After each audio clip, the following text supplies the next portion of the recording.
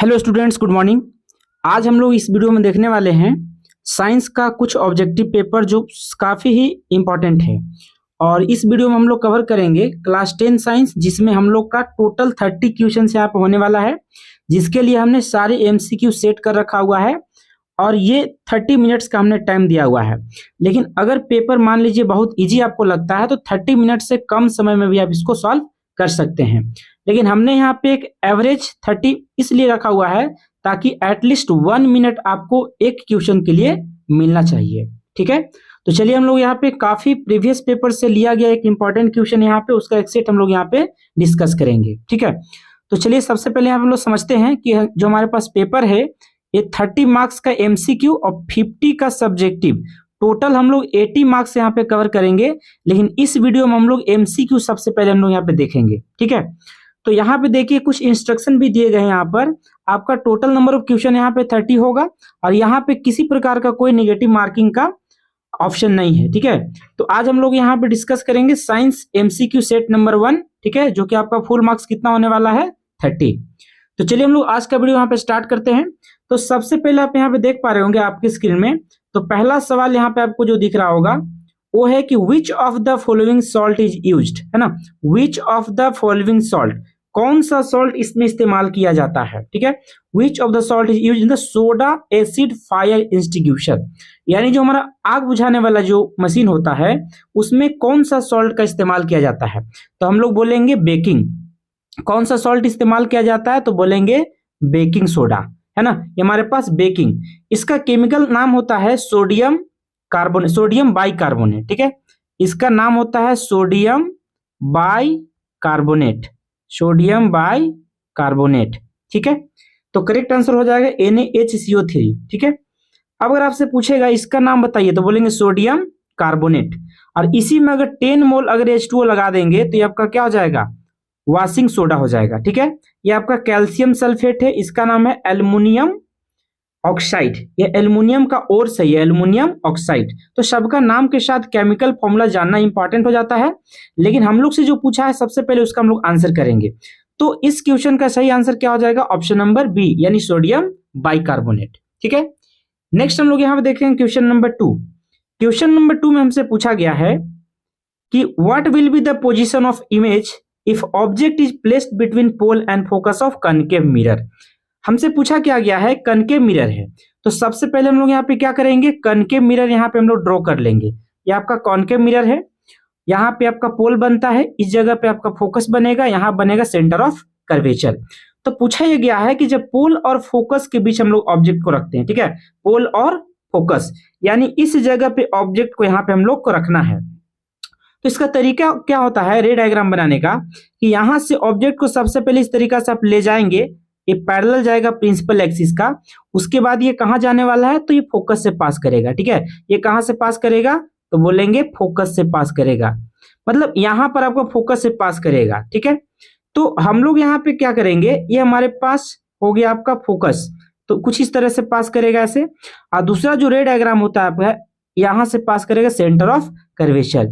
जब दोनों को कुछ इस प्रकार से आप यहाँ पे मिलाएंगे तो आपको दिखेगा कि यहाँ पे जो HI है, यानी जो इमेज का साइज है, वो बिहाइंड द मिरर बन रहा है। ठीक है, तो इकलौता हमारे पास ऐसा पोजीशन होता है जहां पर कॉनकेव मिरर के केस में, ठीक है, कॉनकेव मिरर के केस में जो इमेज बनता है वो बिहाइंड द मिरर बनता है। ठीक है, तो इसका सही जवाब क्या हो जाएगा, तो बोलेंगे बिहाइंड द मिरर।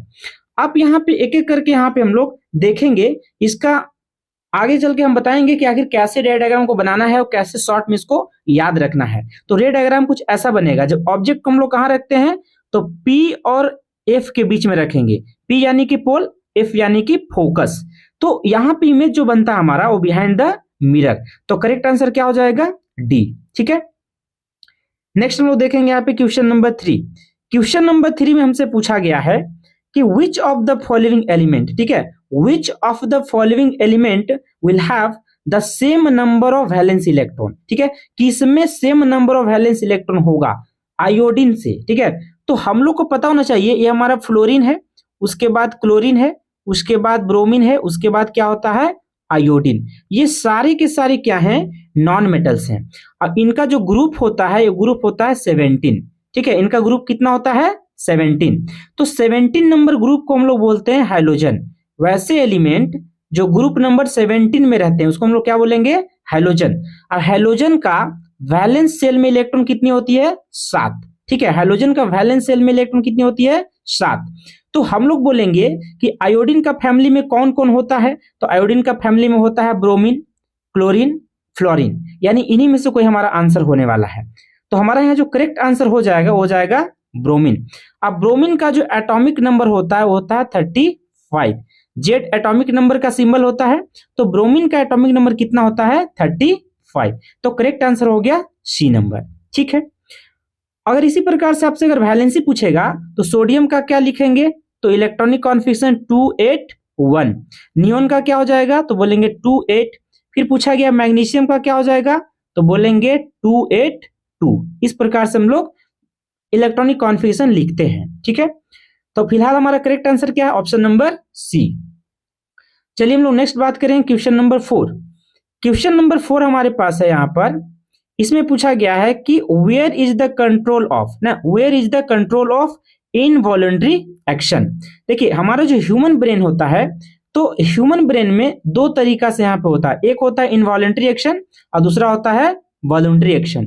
वॉलंटरी का मतलब है जिसको हम कंट्रोल कर सकते हैं। ठीक है, वॉलंटरी का मतलब क्या होता है, इसको हम लोग कंट्रोल कर सकते हैं। और इनवॉलंटरी मैं शॉर्ट में यहाँ पे लिख रहा हूं, जगह कम है, तो भी मतलब वॉलंटरी, यानी वॉलंटरी जिसको हम लोग कंट्रोल कर सकते हैं। और आई फॉर इनवॉलंटरी जिसको हम लोग कंट्रोल नहीं कर सकते हैं, इसको हम लोग कंट्रोल नहीं कर सकते हैं। ठीक है, तो पूछा है कि where is the control of all involuntary action in human. Human में जितने भी इनवॉलंटरी एक्शन होता है उसका कंट्रोल कौन करता है, तो बोलेंगे मेडुला। ये हमारा ब्रेन का पार्ट होता है। ठीक है, मेडुला जो होता है हमारा ब्रेन का पार्ट होता है। अब ब्रेन में भी अलग अलग पार्ट होते हैं, जैसे मान लीजिए मिड ब्रेन हो गया, फोर ब्रेन हो गया, है ना, इस तरह से अलग अलग पार्ट्स होते हैं। ये आपका बायोलॉजी सेक्शन से क्वेश्चन है। ठीक है, तो करेक्ट आंसर क्या हो जाएगा, मेडुला। नेक्स्ट हमारे पास यहाँ पर है क्वेश्चन नंबर 5। क्वेश्चन नंबर 5 में हमसे पूछा गया है कि विच of the following is amphoteric oxide. Amphoteric, तो सबसे पहली बात आपको समझ में आना चाहिए कि एम्फोटेरिक का मीनिंग क्या होता है, जो एसिड जैसा भी बिहेव करेगा और बेस जैसा भी बिहेव करेगा। यानी इसका जो नेचर होता है वो एसिडिक नेचर भी होता है और बेसिक नेचर भी होता है, एसिडिक नेचर भी होता है और बेसिक नेचर भी होता है। ठीक है, तो इसको हम लोग क्या कहते हैं, एम्फोटेरिक ऑक्साइड। तो करेक्ट आंसर क्या हो गया, एल्युमिनियम ऑक्साइड। आप यहाँ पे एक चीज ध्यान रखेंगे कि एम्फोटेरिक में दो कॉमन एग्जांपल आपको याद रखना है, एक है आपका जिंक ऑक्साइड और दूसरा आपके पास क्या है, एल्युमिनियम ऑक्साइड। एक आपके पास क्या है, जिंक ऑक्साइड और दूसरा है एल्युमिनियम ऑक्साइड। ये क्या है, एम्फोटेरिक ऑक्साइड के एग्जांपल। यानी ये एसिड के जैसे भी बिहेव करते हैं और इनका नेचर बेस के जैसा भी होता है। ठीक है, तो करेक्ट आंसर हो गया option number A, aluminium oxide. ठीक है, नेक्स्ट क्वेश्चन नंबर हम देखेंगे यहाँ पे 6।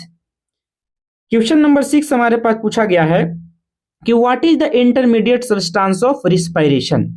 जब रिस्पायरेशन होता है यहाँ पर, तो इसके लिए जो इंटरमीडिएट प्रोडक्ट होता है, देखिए एक होता है हमारा फाइनल प्रोडक्ट, एक होता है इंटरमीडिएट प्रोडक्ट। तो ऑप्शन में दिया गया है कि इंटरमीडिएट प्रोडक्ट कौन होता है, तो ये तीनों ऑप्शन जो हमारे पास दिए गए हैं, इन तीनों ऑप्शन का तो कोई मतलब ही नहीं है, ना एसिड, ना बेस, ना सॉल्ट। ये डायरेक्ट आपको प्रॉपर नाम लिखना पड़ेगा, सिर्फ एसिड से काम नहीं चलेगा। यानी इसका जो करेक्ट आंसर हो जाएगा वो हो जाएगा ऑप्शन नंबर डी। इसको बोलते हैं हम लोग पायरुविक एसिड। ये जो होता है रेस्पायरेशन के लिए इंटरमीडिएट सब्सटेंस है। ठीक है, तो क्वेश्चन नंबर 6 का करेक्ट आंसर हो जाएगा डी। नेक्स्ट यहां पर है क्वेश्चन नंबर 7।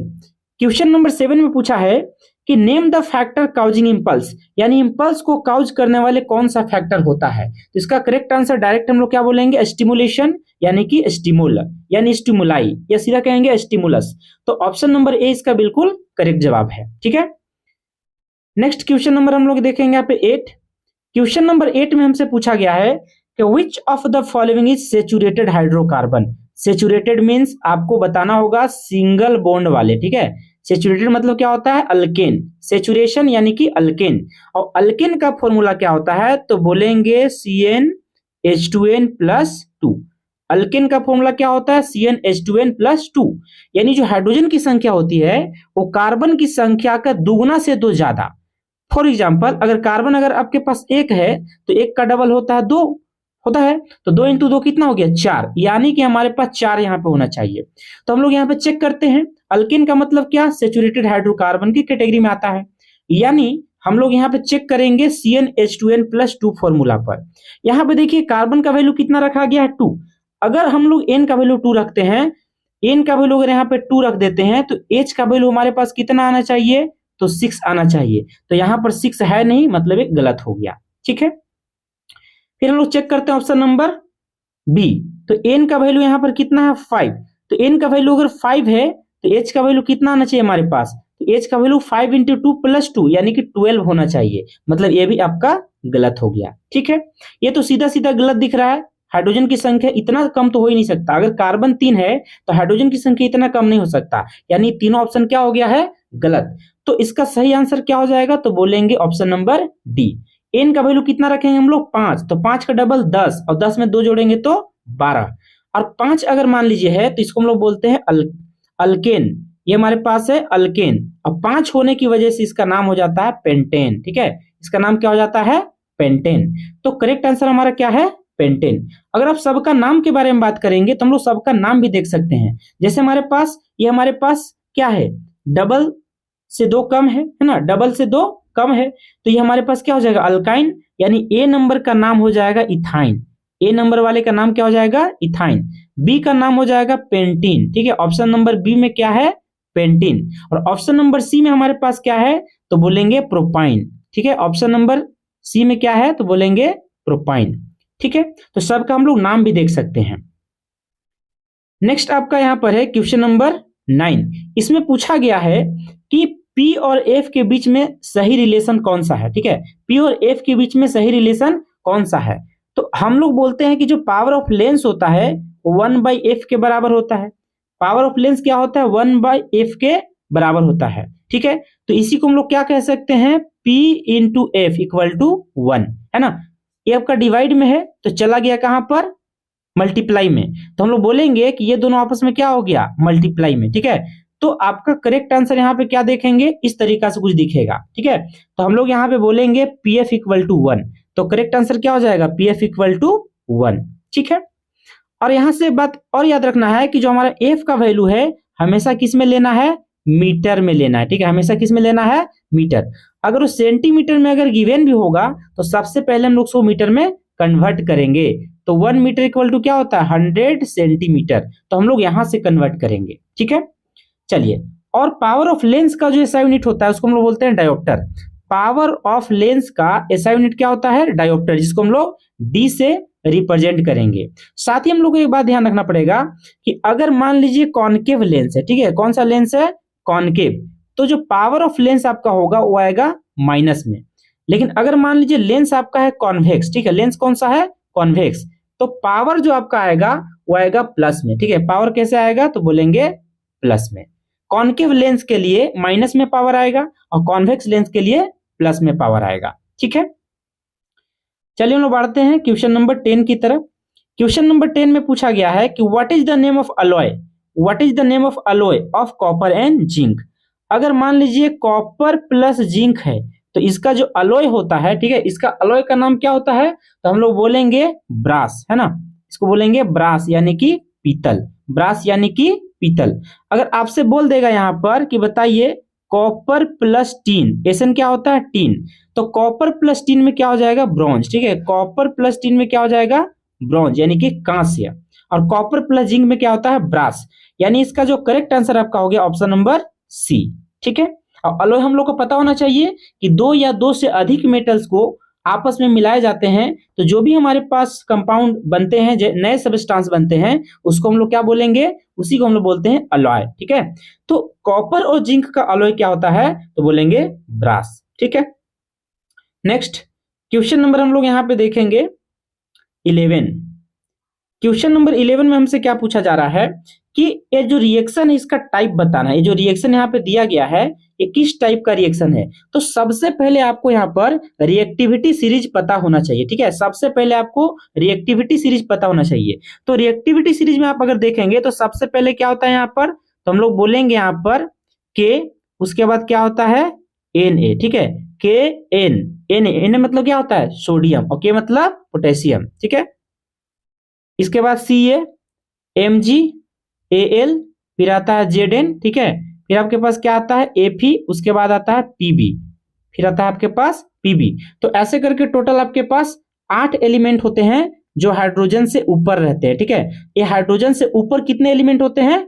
8 एलिमेंट। और हाइड्रोजन से नीचे कितने एलिमेंट होते हैं? तो बोलेंगे 4 एलिमेंट। तो हाइड्रोजन के बाद क्या होता है? तो बोलेंगे कॉपर, उसके नीचे क्या होता है? तो Hg यानी कि मरकरी, उसके नीचे में आपका होता है यहाँ पर Ag, ठीक है। और सबसे लास्ट में क्या होता है? Au। ये आपका रिएक्टिविटी सीरीज है, ठीक है। मेटल का रिएक्टिविटी सीरीज है जिनको हम लोग डिक्रीजिंग ऑर्डर ऑफ रिएक्टिविटी में अरेंज करके रखते हैं। तो सबसे ज्यादा रिएक्टिव कौन है? तो मोस्ट रिएक्टिव आ जाएगा पोटेशियम, लीस्ट रिएक्टिव आ जाएगा गोल्ड यानी कि Au। तो हम लोग यहाँ पे चेक कर लेते हैं। तो आप ध्यान से देखेंगे कि जो आपका जो कॉपर यहाँ पर है और आयरन का रिलेशन है, ठीक है। कॉपर और आयरन का रिलेशन है, तो हमें देखना है कि जो आयरन है, हमें क्या देखना है कि जो आयरन है वो ज्यादा रिएक्टिव है कॉपर से, ठीक है। आयरन जो है वो ज्यादा रिएक्टिव है कॉपर से। तो बोलेंगे चूंकि आयरन जो है वो ज्यादा रिएक्टिव किससे है? कॉपर से। यानी यहाँ पे क्या कर देगा ये आयरन, इसको डिस्प्लेस करेगा, ठीक है। आयरन कॉपर को क्या करेगा? डिस्प्लेस। यानी क्या हो गया? Displacement reaction. तो ऑप्शन नंबर सी बिल्कुल सही जवाब हो जाएगा, ठीक है। चलिए नेक्स्ट हम लोग यहाँ पे देखेंगे। तो नेक्स्ट हमारे पास क्या है? तो बोलेंगे हमारे पास क्वेश्चन नंबर 12। क्वेश्चन नंबर 12 में हमसे पूछा गया है कि बताना है in which specific genetic material information of protein synthesis remain encoded. आपको डायरेक्टली यहाँ पे नाम बताना है, ठीक है। DNA, RNA, HIV, AIDS. तो 12 नंबर का जो सही हमारा आंसर हो जाएगा डीएनए, ठीक है। डीएनए का मतलब क्या होता है? Deoxy nucleic acid. डीएनए का फुल फॉर्म क्या होता है? तो बोलेंगे डिऑक्सी, ठीक है। क्या बोलेंगे? डिऑक्सी। फिर बोलेंगे हम लोग न्यूक्लिक, फिर क्या बोलेंगे? एसिड, ठीक है। तो हमारा करेक्ट आंसर क्या हो जाएगा? डीएनए, ठीक। नेक्स्ट हम लोग पढ़ेंगे क्वेश्चन नंबर 13। क्वेश्चन नंबर 13 यहाँ पे पूछा गया है कि name a device that help. उस डिवाइस का नाम बताना है जो पोटेंशियल डिफरेंस को क्या करता है? मेंटेन करता है, ठीक है। पोटेंशियल डिफरेंस को क्या करता है? मेंटेन करता है। तो पोटेंशियल डिफरेंस को मेंटेन करने वाला जो डिवाइस है उसका नाम है बैटरी, ठीक है। तो बैटरी क्या है? Combination of cell. अगर यहाँ पे देखेंगे, यहाँ पे क्या आपका बना हुआ है? सेल है। ये आपके पास क्या बना हुआ है? सेल है। और ये बड़े वाले को बोलते हैं हम लोग पॉजिटिव टर्मिनल और छोटे वाले को बोलते हैं निगेटिव टर्मिनल। लेकिन अगर इसी प्रकार से मान लीजिए बहुत सारे अगर सेल एक साथ है ऐसे करके, ठीक है, बहुत सारे सेल को हमने अरेंज कर दिया, ठीक है, ये आपका कॉम्बिनेशन ऑफ सेल। तो बड़े वाले टर्मिनल को बोलते हैं पॉजिटिव टर्मिनल और छोटे वाले टर्मिनल को निगेटिव टर्मिनल, ठीक है। तो ये आपका क्या हो जाएगा? ये हो जाएगा बैटरी। तो बैटरी का काम क्या होता है? पोटेंशियल डिफरेंस को मेंटेन करना। तो करेक्ट आंसर क्या हो जाएगा? ऑप्शन नंबर ए यानी कि बैटरी, ठीक है। चलिए इसके साथ कुछ एक्स्ट्रा चीज हम लोग यहाँ पे देखेंगे। देखिए एमीटर क्या होता है? तो एमीटर होता है करंट को मेजर करने का डिवाइस, ठीक है। एमीटर क्या होता है? करंट को मेजर करने का डिवाइस। और करंट का सिंबल क्या होता है? आई। और आई इक्वल टू क्या होता है? Q by T. हम लोग ये फॉर्मूला भी जानेंगे। और करंट को कैसे ऐसा यूनिट में नापते हैं? तो बोलेंगे एम्पियर। एमीटर क्या होता है? तो एमीटर होता है डिवाइस जो इलेक्ट्रिक करंट को मेजर करता है। और एमीटर को हमेशा हम लोग क्या करते हैं? तो सीरीज में कनेक्ट करते हैं। इलेक्ट्रिकल सर्किट में जब कनेक्शन की बात आएगी तो क्या बोलेंगे? इसको हम लोग सीरीज में कनेक्ट करते हैं, ठीक है। नेक्स्ट हमारे पास है गैल्वेनोमीटर। इसका काम क्या होता है? तो इसका काम होता है direction of flow of current, ठीक है। Direction of flow of current, यानी करंट का फ्लो का जो डायरेक्शन होता है इसको ये क्या करता है? तो इसी को ये जो है एक तरीका से मेजर करता है। यह है गैल्वेनोमीटर। अब बोलेंगे जनरेटर का काम क्या होता है? तो जनरेटर जो होता है एक ऐसा डिवाइस है जो मैकेनिकल एनर्जी को कन्वर्ट करता है इलेक्ट्रिकल एनर्जी में। ME mechanical energy, EE electrical energy. तो जनरेटर एक ऐसा डिवाइस है जो मैकेनिकल एनर्जी को इलेक्ट्रिकल एनर्जी में कन्वर्ट करता है, ठीक है। तो इस तरह से हमने सारे ऑप्शन देखा। हालांकि इस क्वेश्चन के लिए करेक्ट आंसर क्या है? तो बोलेंगे ऑप्शन नंबर ए, ठीक है। नेक्स्ट आपका आता है क्वेश्चन नंबर 14। क्वेश्चन नंबर 14 में पूछा गया है कि what is the functional group called, यानी COOH को हम लोग क्या कहते हैं? तो आप जो है COOH को ऐसे भी लिख सकते हैं, COOH। इसको हम लोग बोलते हैं कार्बोक्सिलिक एसिड। COOH को हम लोग क्या बोलते हैं? Carboxylic acid. ये आपका फंक्शनल ग्रुप है, ठीक है। कार्बोक्सिलिक एसिड क्या है? तो बोलेंगे फंक्शनल ग्रुप है, ठीक है। और यहाँ पे देखेंगे अल्कोहल। तो अल्कोहल को हम लोग क्या बोलते हैं? तो अल्कोहल को OH लिखते हैं। अल्कोहल को क्या लिखेंगे? OH। कीटोन को हम लोग क्या लिखेंगे? तो बोलेंगे CO। कीटोन को हम लोग क्या लिखते हैं, CO। अल्डिहाइड को हम लोग क्या लिखते हैं, तो बोलेंगे CO, यहाँ पे क्या लिखेंगे, H। ठीक है, ये आपका अल्कोहल हो गया, ये आपका कीटोन हो गया, ये आपका एल्डिहाइड हो गया, CHO। ठीक है, लेकिन हमसे क्या पूछा है, COOH। तो COOH क्या होता है, तो बोलेंगे कार्बोक्सिलिक एसिड होता है। इसी के साथ एक और होता है X। तो X को हम लोग बोल सकते हैं फ्लोरीन या क्लोरीन या ब्रोमीन या आयोडीन। ठीक है, ये ग्रुप नंबर 17 का एलिमेंट है। ठीक है, तो X हमारे पास क्या है, तो बोलेंगे हैलोजन है। X हमारे पास क्या है, हैलोजन है। ठीक है, चलिए हम लोग नेक्स्ट यहां पे बात करेंगे क्वेश्चन नंबर 15। क्वेश्चन नंबर 15 में पूछा गया है कि what is the name of device, उस डिवाइस का नाम बताइए जो इलेक्ट्रिकल करंट को जनरेट करता है। ठीक है, इलेक्ट्रिकल करंट को जनरेट करने वाला डिवाइस का नाम क्या है, तो इसका नाम है जनरेटर। ठीक है, इसका नाम क्या है, जनरेटर।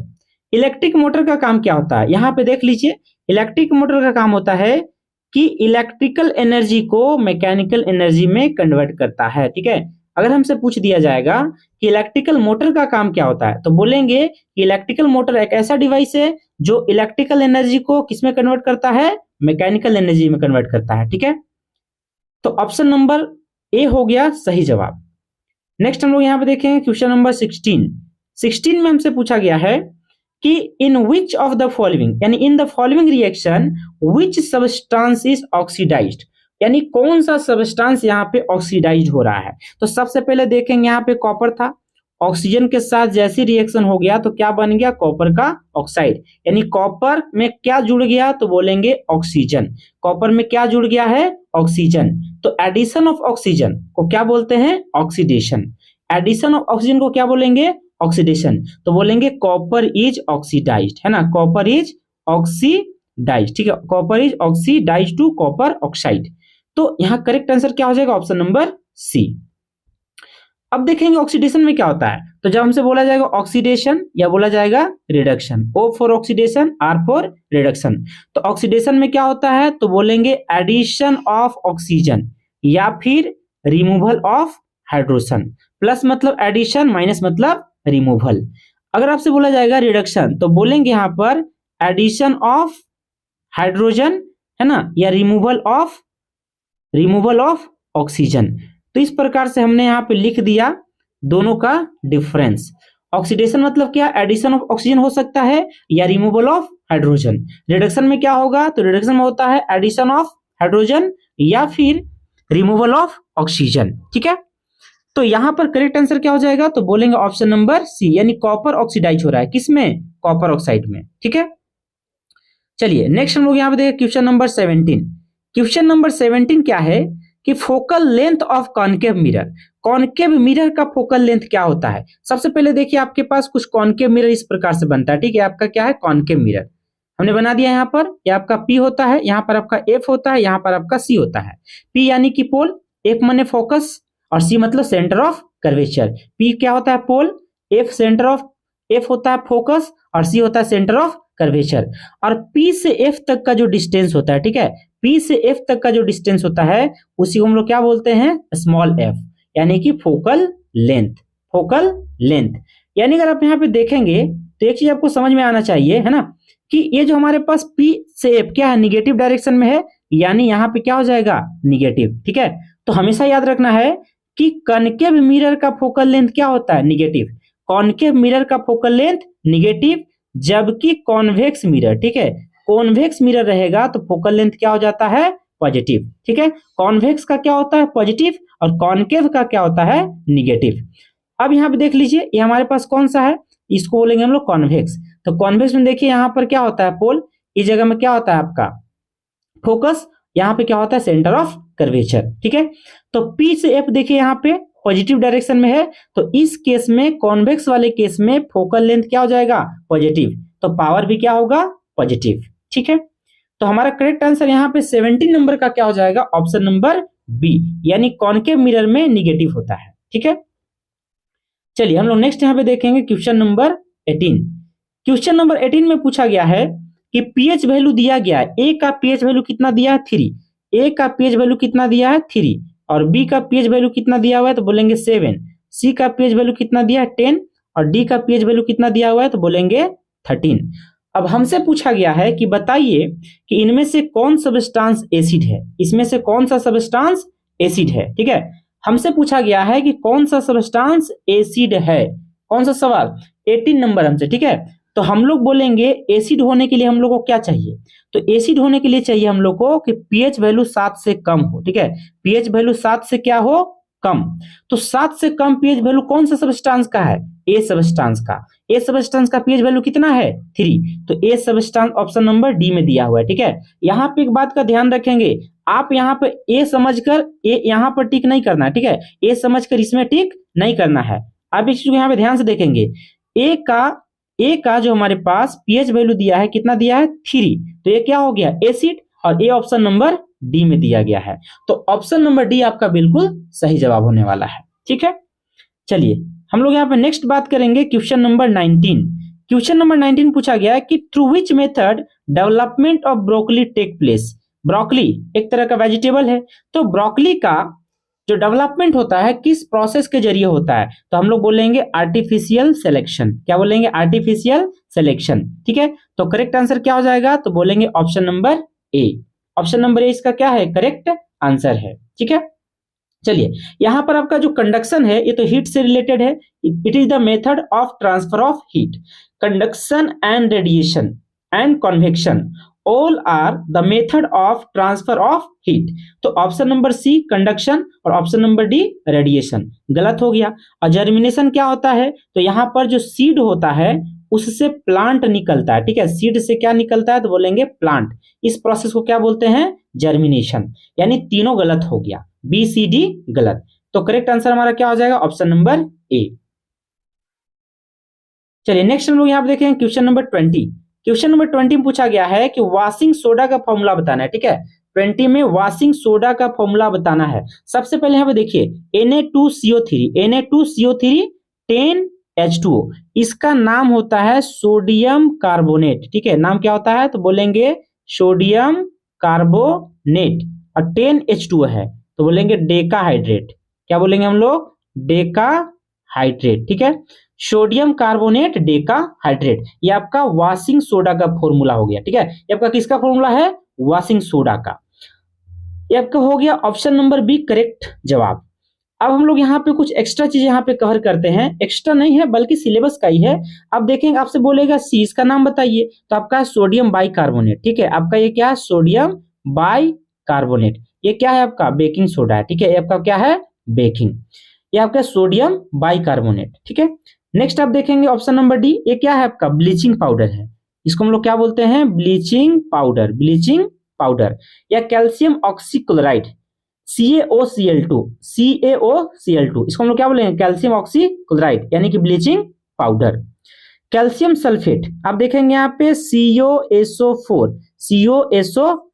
इंटू 2H2O, ये आपके पास क्या होता है, जिप्सम। क्या होता है, जिप्सम। इसको जब हम लोग हीट करेंगे 373 केल्विन में, तो यहां से क्या बनता है, तो बोलेंगे CaSO4 इंटू हाफ H2O।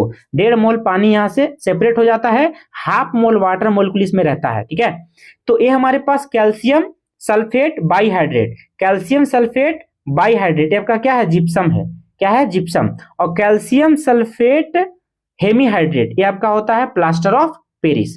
तो जिप्सम से प्लास्टर ऑफ पेरिस को इस तरह से हम लोग बनाते हैं। ठीक है, चलिए नेक्स्ट हम लोग यहाँ पे देखेंगे क्वेश्चन नंबर 21। इसमें क्या पूछा गया है कि where does pyruvate break down. जो पाइरुवेट होता है वो कहाँ ब्रेक डाउन करता है, तो हम लोग बोलेंगे सीधा डायरेक्ट आंसर माइटोकॉन्ड्रिया। अब माइटोकॉन्ड्रिया को हम लोग बोलते हैं पावर हाउस ऑफ सेल। ठीक है, माइटोकॉन्ड्रिया को हम लोग क्या बोलते हैं, तो बोलेंगे power house of cell. Mitochondria यानी पावर हाउस ऑफ सेल। ठीक है, चलिए नेक्स्ट हम लोग यहाँ पे देखेंगे क्वेश्चन नंबर 22। तो क्वेश्चन नंबर 22 में हमसे क्या पूछा गया है, इसमें पूछा हमसे विच of the following element is most reactive. अभी तुरंत हमने कुछ समय पहले इसी वीडियो में आपको दिखाया कि सबसे ज्यादा जो रिएक्टिव होता है वो आपका होता है के माने पोटेशियम, और सबसे जो लेस रिएक्टिव होता है वो क्या होता है, AU है ना, AU यानी कि गोल्ड। AU को हम लोग क्या बोलेंगे, गोल्ड। ठीक है, Au यानी कि गोल्ड। सबसे कम रिएक्टिव बोलेगा तो गोल्ड बोलेंगे, सबसे ज्यादा रिएक्टिव बोलेगा तो पोटेशियम बोलेंगे। ठीक है, चलिए ये आपको ध्यान में आ गया। अब आपसे अगर पूछेगा कि बताइए इसमें से नॉन मेटल कौन सा है, तो हाइड्रोजन तो नॉन मेटल की कैटेगरी में आएगा, हालांकि उसका बिहेवियर कभी कभी मेटालिक जैसा भी हो सकता है, लेकिन वो नॉन मेटल के कैटेगरी में है। आप देखिएगा गोल्ड है, पोटेशियम है, मरकरी है, सारे के सारे क्या है, मेटल। तो हाइड्रोजन क्या है यहाँ पर, तो बोलेंगे नॉन मेटल। हाइड्रोजन क्या है, नॉन मेटल। ठीक है, और हमसे पूछेगा कि एक ऐसे एलिमेंट का नाम बताइए जो मेटल है, ध्यान से सुनेंगे, एक ऐसे एलिमेंट का नाम बताइए जो मेटल है और मेटल होने के साथ साथ लिक्विड स्टेट में। ठीक है, मेटल होने के साथ साथ ये कौन सा स्टेट में है, तो बोलेंगे लिक्विड स्टेट में है। तो आंसर उस समय क्या हो जाएगा हमारा, मरकरी हो जाएगा, यानी कि पारा। ठीक है, तो ये हमने एक एक ऑप्शन के ऊपर हमने बात किया, लेकिन 22 का सही आंसर क्या हो जाएगा, तो बोलेंगे हम लोग क्या यहाँ पर, तो पोटेशियम। यानी potassium is the most reactive element, most reactive element और most reactive metal according to the reactivity series. ठीक है, तो करेक्ट आंसर क्या हो गया, option number B, that is potassium. ठीक है, नेक्स्ट हम लोग यहाँ पे देखेंगे क्वेश्चन नंबर 23। इसमें हमसे क्या पूछा गया है कि लॉ ऑफ रिफ्लेक्शन कहाँ कहाँ एप्लीकेबल होता है। ठीक है, जो लॉ ऑफ रिफ्लेक्शन होता है, लॉ ऑफ रिफ्लेक्शन मतलब ऐसे देखिए, ये हमारे पास आपका मिरर हो गया। ठीक है, हमने प्लेन मिरर बनाया, यहाँ से इंसिडेंट रे आया, कुछ ऐसे आपके पास रिफ्लेक्शन के बाद जाता है, ये हो गया इंसिडेंट रे, ये हो गया रिफ्लेक्टेड रे। ठीक है, अब बीच में हमारा क्या है, नॉर्मल। तो नॉर्मल और इंसिडेंट रे के बीच का एंगल को बोलते हैं angle of incidence, angle of incidence. और नॉर्मल और रिफ्लेक्टेड रे के बीच के एंगल को हम लोग क्या बोलेंगे, तो बोलेंगे आर। ठीक है, यानी एंगल ऑफ रिफ्लेक्शन। तो इस केस में आई इक्वल टू क्या होता है, आर, यानी एंगल ऑफ इंसिडेंस और एंगल ऑफ रिफ्लेक्शन हमेशा क्या होते हैं, बराबर होते हैं। तो पूछा गया है कि जो लॉ ऑफ रिफ्लेक्शन होता है वो किस मिरर के लिए वैलिड होता है। ठीक है, जो लॉ ऑफ रिफ्लेक्शन होता है वो किस मिरर के लिए वैलिड होता है, तो बोलेंगे सारे मिरर के लिए। ठीक है, तो हमारा सही जवाब इसका क्या हो जाएगा, ऑप्शन नंबर डी। ये जो है आपका कॉनकेव, कॉन्वेक्स और प्लेन सब में वैलिड होता है, तो ऑप्शन नंबर क्या हो जाएगा, डी। ठीक है, नेक्स्ट क्वेश्चन नंबर हम लोग पढ़ेंगे यहाँ पर 24। इसमें पूछा गया है कि विच of the following is aldehyde. तो अल्डिहाइड होने के लिए क्या चाहिए, हम लोग को CHO होना चाहिए। अल्डिहाइड होने के लिए क्या चाहिए, CHO होना चाहिए। तो CHO कहाँ पे दिख रहा है, बी नंबर में। इसको हम लोग बोलते हैं फॉर्मल्डिहाइड। बी नंबर में लिखा हुआ है HCHO। ठीक है, इसको हम लोग क्या बोलेंगे, फॉर्मल्डिहाइड। इसी का एक नाम होता है आयुर्वेदी नाम, बोलेंगे मिथेनल, AL, मिथेनल या मिथेनाइल, मिथेनल या मिथेनाइल। ठीक है, ये आपके पास OH लगा हुआ है मतलब अल्कोहल है, इसमें CO लगा हुआ है मतलब कीटोन है, इसमें COOH लगा हुआ है मतलब कार्बोक्सिलिक एसिड है। हमसे क्या पूछा है, अल्डिहाइड बताना है, तो ऑप्शन नंबर बी आपका बिल्कुल सही जवाब हो जाएगा। अब सबका हम लोग यहाँ पे नाम लिखते हैं। पहले वाले का नाम आप देखेंगे तो इसका नाम क्या है, मिथेनॉल। ठीक है, इसका नाम क्या है, मिथेनॉल, OL। ठीक है, मिथेनॉल, या इसी को हम लोग बोलते हैं यहाँ पर methyl alcohol, methyl alcohol. Option number B देखेंगे तो इसका नाम क्या है, तो बोलेंगे मिथेनल, मिथेनल। आप यहाँ पे देखेंगे सी नंबर का नाम क्या होता है, तो बोलेंगे प्रोपेनॉन। इसका नाम क्या होगा, प्रोपेनॉन। और कॉमन नेम इसी का एसीटोन भी होता है। प्रोपेनॉन को हम लोग क्या बोलते हैं, एसीटोन। ठीक है, और आपके पास जो डी नंबर है, तो डी को हम लोग क्या बोलते हैं, फॉर्मिक एसिड। डी को हम लोग क्या बोलते हैं, फॉर्मिक एसिड या मिथेनोइक एसिड। एक के लिए क्या लगता है, मिथ, तो हम लोग क्या बोलेंगे, मिथेनोइक एसिड। तो हम लोग यहाँ पे इसका नाम क्या बोलेंगे, मिथेनोइक एसिड। ठीक है, मिथेनोइक। ठीक है, मिथेनोइक एसिड, या इसी को हम लोग बोलते हैं यहाँ पर एक तरीका से फॉर्मिक एसिड, जो कि चींटी का डंक वगैरह में पाया जाता है। ठीक है, चलिए, तो हमसे पूछा था एल्डिहाइड, तो ऑप्शन नंबर क्या हो जाएगा, बी। नेक्स्ट हम लोग यहाँ बात करेंगे क्वेश्चन नंबर 25। 25 में पूछा गया हमसे कि what will be the size of image. Image का साइज क्या होगा। ठीक है, इमेज का साइज क्या होगा अगर ऑब्जेक्ट को प्लेस किया जाता है, if the object is placed at the centre of curvature. एक हमारा कॉनकेव मिरर है, यहाँ पे देखिए क्वेश्चन में दिया है कॉनकेव मिरर, हमने यहाँ पे कॉनकेव मिरर बना दिया। ठीक है, हमारा concave mirror.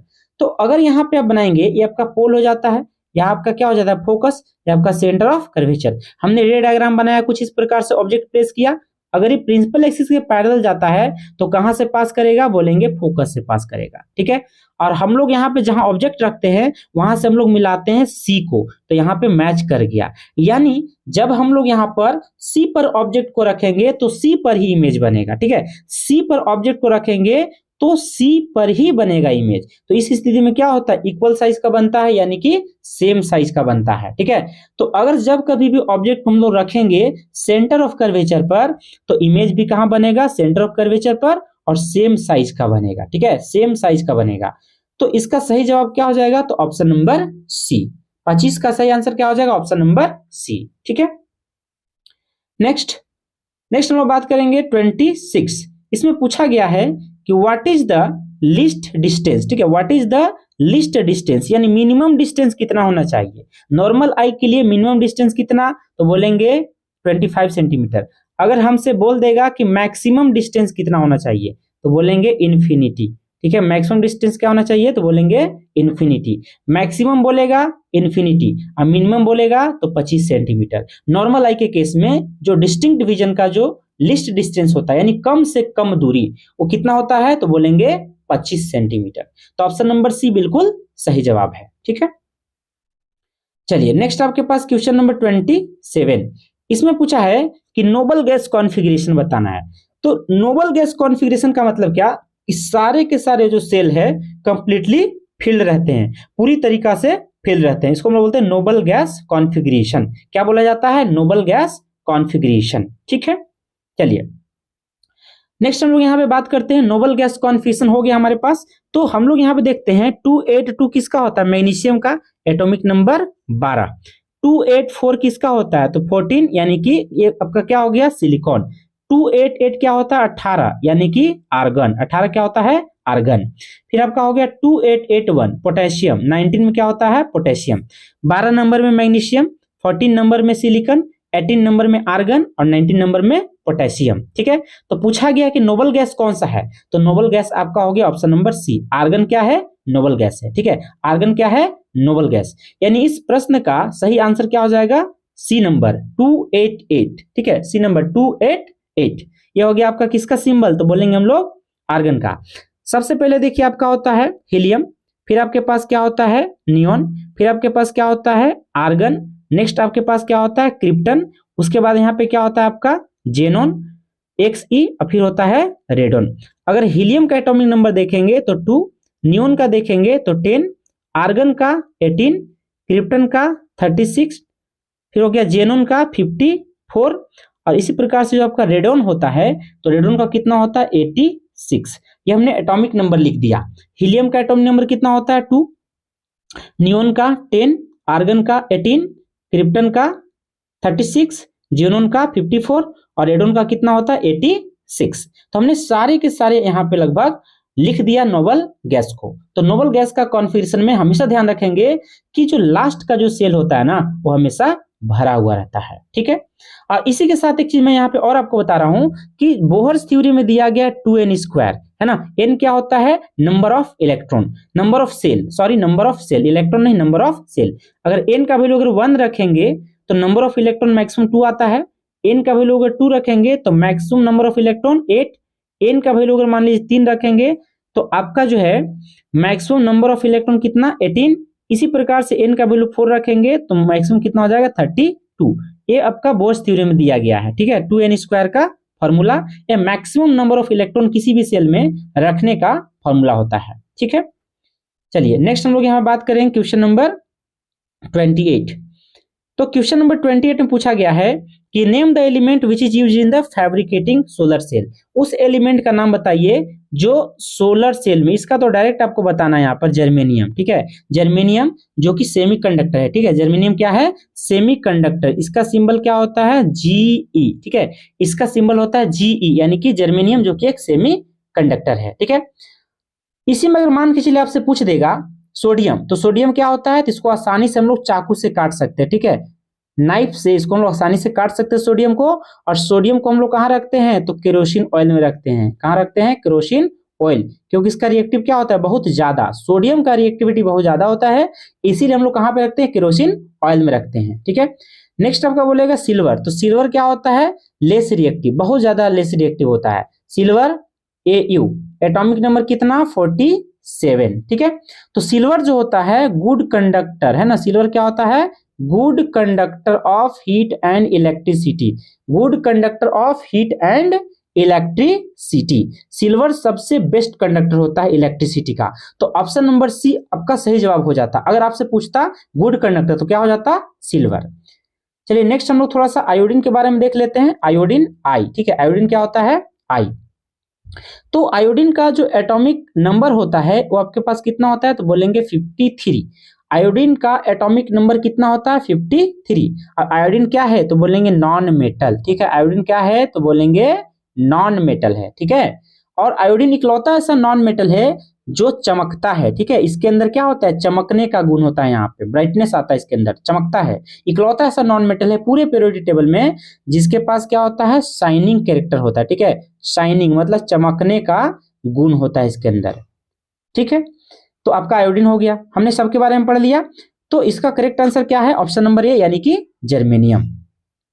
Next question number 29 पूछा गया कि name a mirror that gives erect and enlarge image, ठीक है। बोला कि उस मिरर का नाम बताना है जो इरेक्ट और इनलार्ज इमेज बना सकता है, इरेक्ट और इनलार्ज बना सकता है। तो हम लोग क्या बोलेंगे? दोनों कंडीशन देखने के बाद कॉनकेव बोलेंगे, ठीक है। क्या बोलेंगे हम लोग? कॉनकेव। तो कॉनकेव में क्या होता है? इनलार्ज भी बनता है और इरेक्ट भी बन सकता है, ठीक है। इरेक्ट भी बनता है और इनलार्ज भी बनता है, ठीक है। ये आपका क्या हो गया?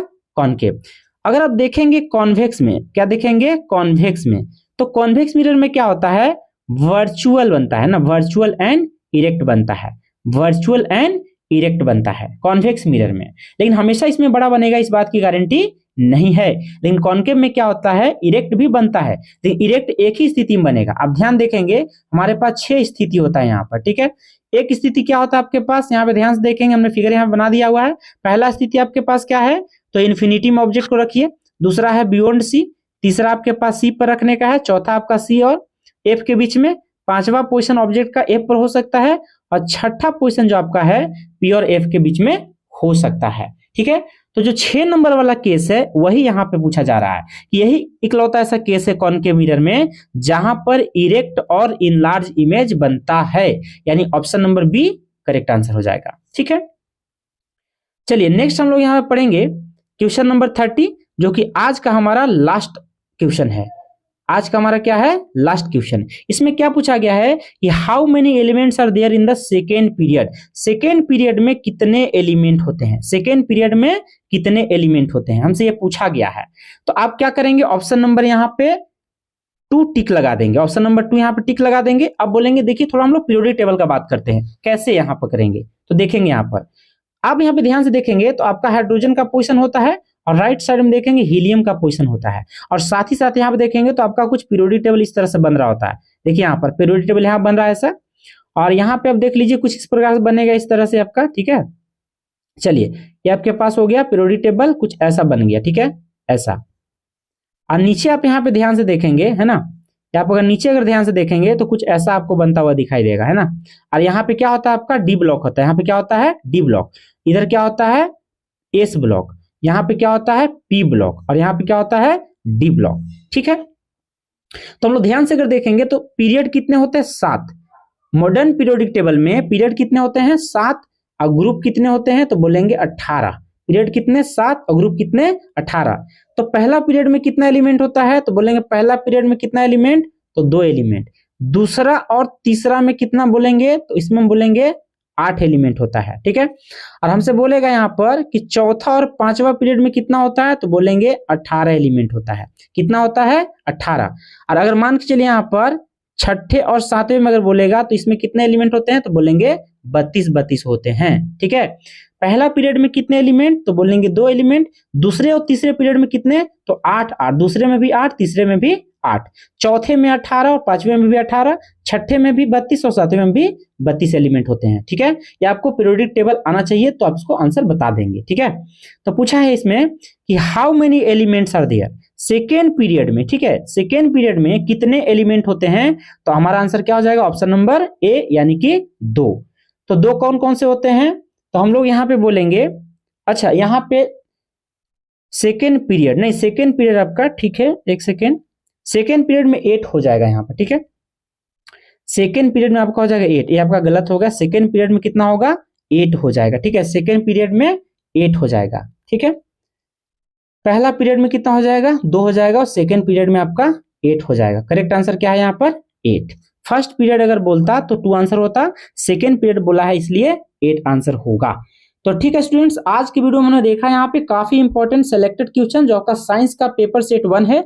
इसमें हमने आज जो कवर किया हुआ है आज का वीडियो में, वो हमने करीब करीब यहाँ पर 30 एमसीक्यू कवर किया, जो आपके सारे बोर्ड एग्जामिनेशन क्लास 10 के जो भी बोर्ड एग्जामिनेशन है उसके लिए काफी इंपॉर्टेंट था। अगर ये वीडियो पसंद आता है तो इस वीडियो को लाइक शेयर आप जरूर करेंगे, और अगर इस चैनल से जुड़े रहना है तो चैनल को कर लेंगे सब्सक्राइब। अगर आप चैनल में पहली बार आए हैं तो चैनल को सब्सक्राइब कर लीजिए, ताकि इसी तरह का वीडियो आपको लगातार इसमें मिलता रहेगा और आपका जो बोर्ड एग्जाम का जो तैयारी है वो बड़ा प्रॉपर तरीका से होता रहेगा। तो मुझे कमेंट बॉक्स में जरूर बताएंगे कि आपको ये वीडियो कैसा लगा, लाइक शेयर जरूर कर देंगे। ठीक है, आज हम लोग इस वीडियो को यहीं पे हम लोग करेंगे फिनिश, और इसी प्रकार से नया वीडियो मैं तुरंत ही जस्ट लेकर आऊंगा और सारे सब्जेक्ट का पेपर यहाँ पे कवर होगा। ठीक है, तो चलिए आज के लिए इतना ही, तब तक के लिए जय हिंद, वंदे मातरम। और वीडियो को पूरा देखने के लिए थैंक यू वेरी मच।